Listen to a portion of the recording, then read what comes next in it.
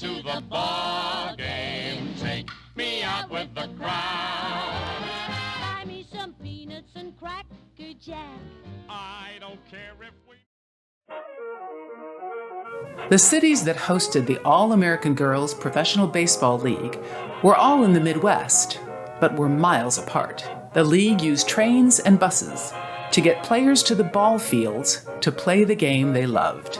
In the first 2 years, we had our bags, and if you recall, the 4 teams were all within a 90-mile radius of Chicago. So as I tell people, I says, when we were going through the streets of Chicago to catch the rapid transit to go to South Bend, we would all be singing, oh, we hail from Rockford, Illinois, it's just across the line. We're not too young, we're not too old, in fact, we're in our prime. Oh, we hit the ball with might and in fielding we are fast. We are the Rockford Ball Club, we always dress in class, so we never kick the gong, we're always on our toes. Not only in the ballpark, but when we're with our beaux, oh, we're all in bed by 10 o'clock, that is a dirty lie.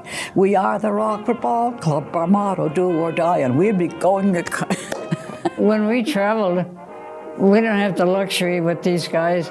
And, you know, those are warriors. We oftentimes sat in the aisle of a train on top of our suitcases. I can remember this one, we were getting on this train, not the bus, the train, and it was a troop train. I'll never forget it. 15 girls got on that train with these servicemen, and it was something else. You know, at 15 years old, they just got in a corner and sit there and what is going on here, you know. The guys were wanting you to write to them, you know, and ask them, you know, when they go overseas and stuff like that. And they were giving out addresses and talking to you and stuff. But it was some experience. I really enjoyed that. At first, when we went to spring training and from there we went to Grand Rapids, we took trains. And that was really a bummer because you had to get on the train, you know, and it was a coal-fired trains and you'd get all dirty, and then you always had a layover in Chicago when you wanted to go to Kenosha or Racine or anything, when you went back and forth, and you spent a lot of time, you know, just getting back and forth. And it was funny because then it was during the war too. If there was military men on the train, you were supposed to stand up and let them have the seats. But of course, the guys were always so nice. They always let you sit down, you know, which was really nice. So when they got the buses, we were just elated by that time. I mean, oh my goodness, just to hop on the bus and go was wonderful.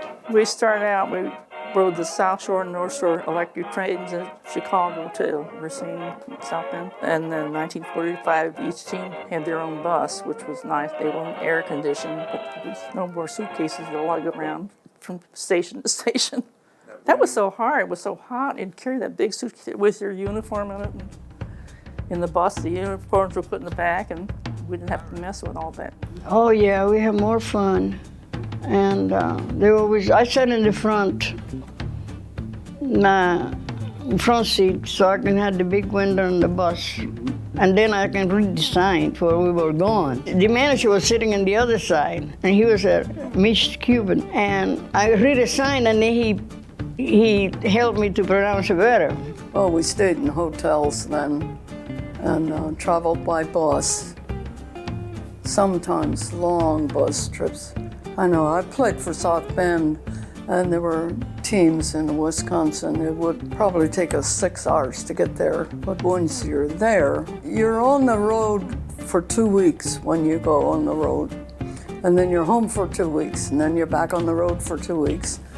But it's the same, you didn't have that practice session in there when we were on. I don't remember practicing in the daytime when we were on the road because we'd had a long bus ride or something. We get in the bus, you know, everybody tried to get in the back of the bus, but they were excellent. We start singing our songs and, you know, everything like that. And South Bend wasn't too far, but Rockford, Illinois, we would leave after the game, okay, and all night and get there maybe like 4 o'clock in the morning in the hotel. We'd finish a ball game and shower and get on that old bus, and if we lost, it was very quiet. If we won, we'd sing for 100 miles, and you know, I never ever heard anybody complain about those road trips. spring training in Havana, exhibition games in Cuba and later Latin America meant travel by air. Occasionally, even domestic travel involved a plane. In November, I received a letter from Mr. Carey that says we're going to Havana, Cuba for spring training. It was time for spring training to be in April, and I'm in school. Now I've got to quit school in order to go to Havana, Cuba. So Margie was my chaperone, and we went by train to Havana. Well, first we went to Miami, where we met up with all the girls from everywhere else, and then we flew over to Havana. No, I think it was in Mississippi. They sent a Piper Cub down to pick me up and take me back to Peoria. Well, we got back. Lenny Zintek was our manager, and he come in the hotel room and tell me, "Hey, Wimp, I got good news for you." He said, "I'm sending you home." And oh God, I was about ready to bawl. And then he said, you have to go up to Peoria and be their catcher. And then I thought, oh my golly, you know. Well, we got to Peoria in his little old plane. I don't even know who the pilot was anyhow. And we got there, and here old Peoria was playing over in Fort Wayne, my hometown. So we had to get back in his little old airplane. He flew me over to Fort Wayne. I caught that night. I didn't even get introduced to the pitcher. I just got there in time for the ball game. Ensuring the league survived required a new generation of players. In 1949, 2 traveling farm teams were created. The Chicago Colleens and the Springfield Sallies played each other in exhibition games around the country, both to train current players and to attract new ones. Meyerhoff started off in 1949 with what he called a rookie touring teams. There were 2 teams, and they traveled together on the same bus, and he scheduled them to play exhibition games through the South and up the East Coast. And it was a training ground for them.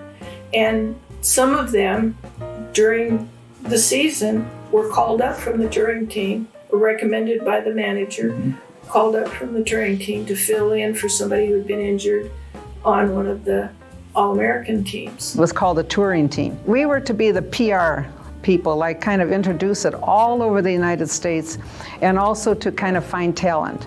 So in every state that we played, there were tryouts. And that's how Sue Kidd got in. She was picked up in, I think, in Arkansas. And the caliber, there were a lot of players that had been in the leagues, and a few of the teams had broken up or whatever they weren't making it financially. So they then came on the touring team. So we had these veterans with us and ourselves. Well, we had a PR man.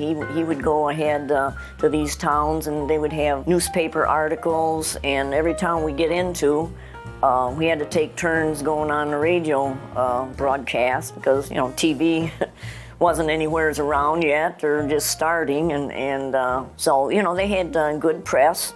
And also on this barnstorming tour, half the proceeds would go to a local charity in that town. So, you know, the people were very supportive, and it was something new and different, and so they were glad to come out, because, like I said, you know, the gas rationing, they weren't going to be going too far. So we had good crowds, you know, depending on really what town it was, how many people, sometimes 2,000 or 3,000, sometimes maybe less, but we had really good fans, and they were very appreciative of the brand of ball we played. It was kind of rugged. They had the 2 teams. We traveled on one bus, and I remember we had one more player than we had seats, and so we alternated and walked up and down the aisle. And then when it was time to stop somewhere, they had 2 rooms in a hotel, and we all showered in those 2 rooms, and next we were off to go game every night. But when you're young, you can do a lot of things. We went to Jackson, Mississippi, Baton Rouge, got over to Alabama, and went down. We was in Tennessee.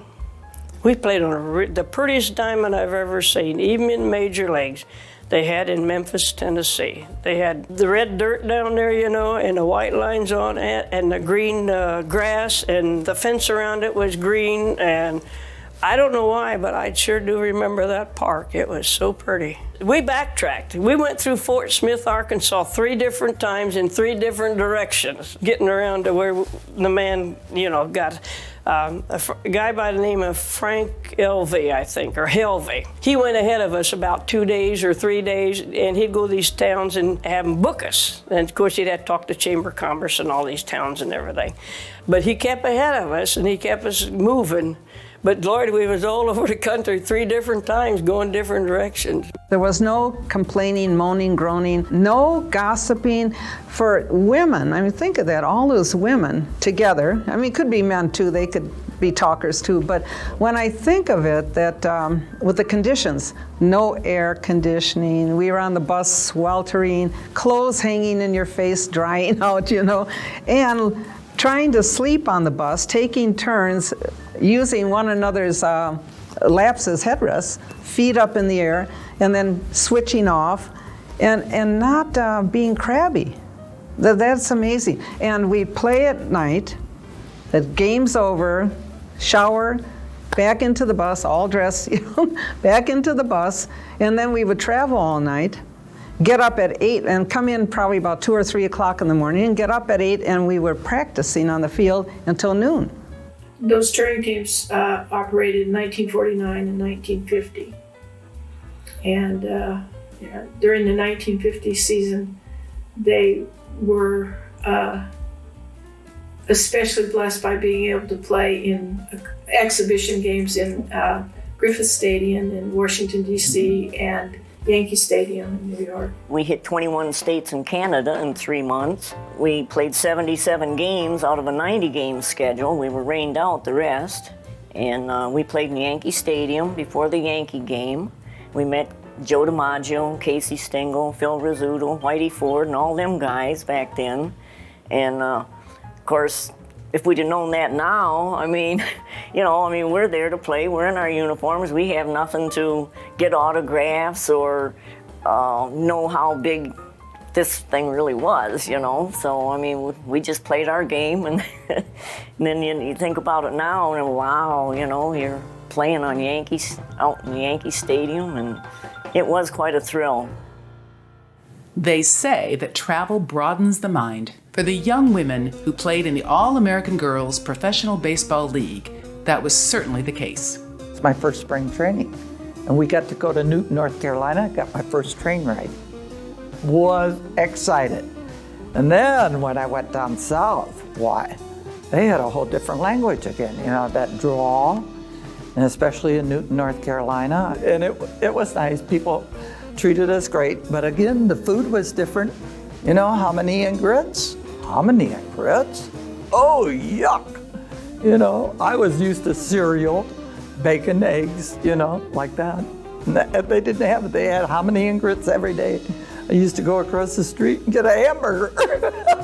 I remember playing in Havana, Charleston, Roanoke, places like that. But one of my memories at that particular time is we were in Charleston, and my mother and grandmother rode a Greyhound bus from Mobile to Charleston in order to see me, because I had been away from home now for several weeks, and I had been selected to be on the team. And they rode the bus and came in. We had been on the bus all night, riding from one city to the other, when my mother comes in early that morning, knocking on the door. I'm just getting in bed, she's knocking on the door. And so she comes in, and I say something to her, and she is upset that I'm talking the way I'm. You're not going to play this game if you're going to talk like these Yankees. That was going to be a no-no. Then in the winter of 49, we went on this Central South American tour, and then ended up in Guatemala meeting a bunch of kids from Miami. And then we all got together, and then they called them the Cubanas and the Americanas. And I remember pitching in Panama Canal. Yeah, I'd never been more than 100 miles from home. I'd never ordered or eaten a meal out. So I was just about as green as the grass we were going to play on. I'd never had any experience being away. And so it was a pretty exciting and nerve-wracking experience for me to join the other players from Western Canada and get on the train out of Winnipeg and head for Chicago. It was nerve-wracking for me, you know. You want to do the right thing. Everything is new and, you know, to you. And I don't think I slept much the first night on that train. And at the first sunup, I looked out and saw the wonderful rolling hills of Wisconsin go by. And it is a memory etched in my mind forever. Those wonderful rolling hills, green grass. And, but of course, everything I did was, you know, I was a little bit nervous about everything. And when we had breakfast, I just didn't even know what to order. You know, I'd never been out, and seeing the waiter with this white towel over one arm and that silver coffee pot in the other hand, I was just baffled by it all. I mean, it was just overwhelming to me. But we headed out. I guess most of the girls going were in the same position as I was. The spring training in Havana in '47 was a highlight for me. And as I look back, so many fond memories come out of that particular time. Well, I just had a uniform and I could go on the field and I could play and do what I loved to do. And didn't make that much at that particular time. There are some pictures, Life magazine, coming down the steps of Havana, Cuba. Just kind of a wave of us coming down. That I kind of enjoy thinking about that one. And the people that I met, that was some, you know, that was so important to me that I met people from all over, everywhere. It was a wonderful experience. You got to meet a lot of people, make friends with a lot of new people, and you're exposed to a lot. When you apply for jobs, they respect the fact that you were a professional. I really, really loved the experience. It's probably the best 8 years of my life.